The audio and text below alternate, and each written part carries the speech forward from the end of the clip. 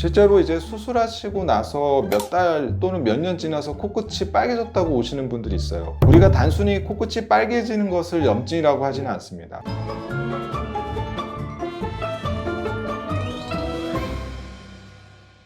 네, 안녕하세요. 다름성형외과 성형외과 전문의 송진호 원장입니다. 오랜만에 유튜브 촬영을 하는데요. 그동안 또 질문이 많이 쌓였습니다. 그래서 오늘 병원으로 들어온 질문에 대해서 답변을 드리도록 하겠습니다. 코성형 후 붉어진 코, 트러블과 염증 어떻게 구분할까요? 라는 질문인데요. 이거는 사실 많이들 궁금해 하실 것 같아요. 실제로 이제 수술하시고 나서 몇 달 또는 몇 년 지나서 코끝이 빨개졌다고 오시는 분들이 있어요. 수술로 인해서 생기는 염증은 대부분 일주일 전후로 생기기 때문에 한 달 이후에 생기는 이제 코끝의 붉어짐은 놀라지 않으셔도 될 것 같아요. 우리가 단순히 코끝이 빨개지는 것을 염증이라고 하지는 않습니다. 이제 붉어지는 것과 동시에 부어요. 그 다음에 따끈따끈한 열감이 느껴지고요.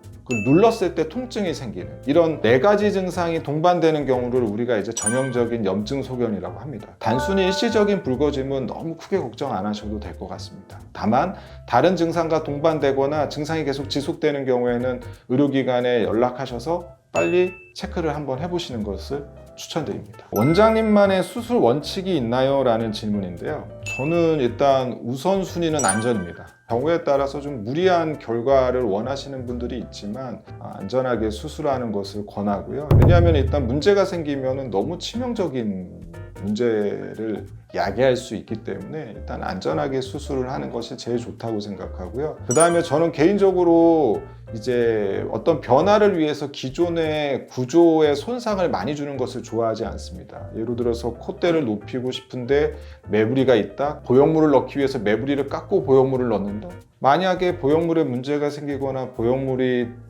싫거나 해서 제거를 했을 때는 원래 코보다 낮아지게 되겠죠. 변화가 필요할 수는 있지만 그 변화 때문에 원래 있는 코의 구조물에 손상을 주는 것을 가급적이면 피하려고 하는 편이고요. 또 제가 이제 디자인을 할 때 신경 쓰는 거는 조화입니다. 밸런스. 병원 위치가 강남역이다 보니까 출퇴근할 때 이제 많은 분들을 보게 되는데 정말 코만 놓고 따지면 너무 예뻐요. 근데 솔직히 이렇게 제가 봤을 때는 코만 둥둥 떠다니는 분들이 있습니다. 사실 저는 정말 저런 코가 좋은 예쁜 코일까라는 생각을 합니다. 그래서 얼굴에서 좀 조화가 굉장히 저는 중요하다고 생각을 하기 때문에 디자인할 때 좀 그런 부분들을 좀 신경 쓰면서 수술합니다. 대단한 건 아니지만 제 나름대로의 이런 3가지 원칙을 조금 지키면서 하려고 하고 있습니다. 이 수술은 좀 말리고 싶다는 수술이 있나요? 라는 건데요. 딱히 어떤 특정 수술을 하지 말아라는 건 없어요. 다 필요하기 때문에 또 그런 변화를 원하기 때문에 그런 수술이 존재하겠죠. 그렇기 때문에 어떤 수술은 좋다 나쁘다 이렇게 제가 함부로 말씀드리기는 힘들고요. 다만 이제 제가 가끔 효과가 미미하거나 너무 비효율적인 수술인 경우에는 제가 추천하지는 않습니다. 예를 들어서 환자분이 수술을 받을 때는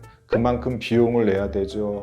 회복 기간도 필요하죠. 수술이라면 또 재료도 필요하니까 연골 채취도 해야 되고요. 그런 많은 것을 투자를 했을 때 뭔가 그만큼의 결과물이 나와야 되는 수술을 저는 해야 된다고 생각을 합니다. 근데 물론 미용이라는 게 정답은 없기 때문에 본인 만족을 위해서 수술을 하지만 그만큼의 투자나 그만큼의 노력, 고생에 비해서 너무 결과나 변화가 미미하다고 생각할 때는 저는 개인적으로 이렇게 추천하지는 않는 편입니다. 코 보형물 제거를 생각하는데 CT를 찍으면 단차 발생 여부를 알 수 있나요? 라는 질문인데요. CT 찍으면 어느 정도 단차 정도를 예측할 수 있습니다. 다만 100%는 아니지만은 굉장히 도움이 되기 때문에 보형물 제거를 생각하시는 분이 상담을 받는다면 CT 찍는 것을 저는 적극적으로 권장합니다. 코 절골술을 받고 나서 원상 복구가 가능한가요? 냄새가 안 나요? 라는 질문인데 절골 같은 경우에는 사실 원상 복구가 쉽지는 않습니다.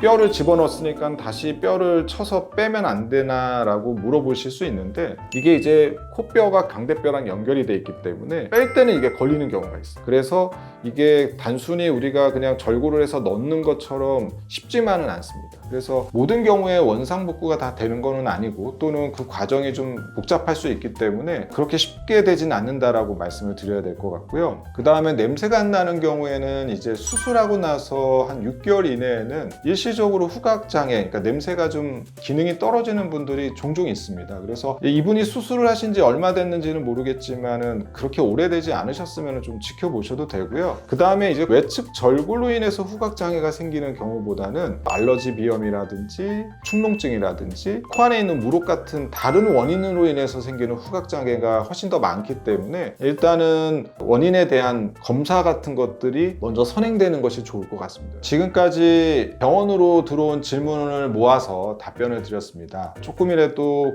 궁금증이 해소되는 데 좀 도움이 됐으면 좋겠습니다. 앞으로도 혹시 궁금하신 내용이 있으시면은 유튜브에 댓글로 달아주시면은 최대한 성심성의껏 답변 준비해서 드리도록 하겠습니다. 지금까지 다른 성형외과 성형외과 전문의 송준희 원장이었습니다. 감사합니다.